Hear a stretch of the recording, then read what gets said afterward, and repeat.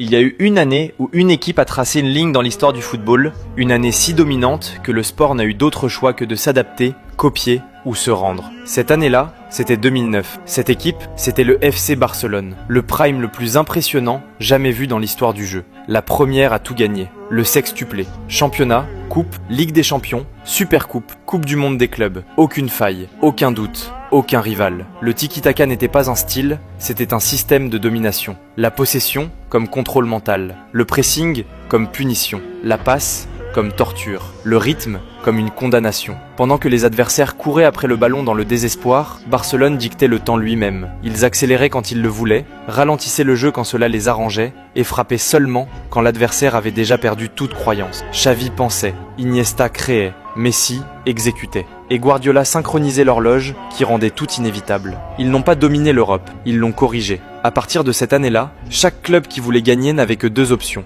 les imiter ou échouer en essayant de les arrêter. Ils n'ont pas seulement soulevé 6 trophées, ils ont soulevé une époque. À partir de là, le football a cessé d'être la force contre la force pour devenir l'esprit contre l'esprit, l'espace contre l'espace, le jeu contre le temps, la touche contre le désespoir.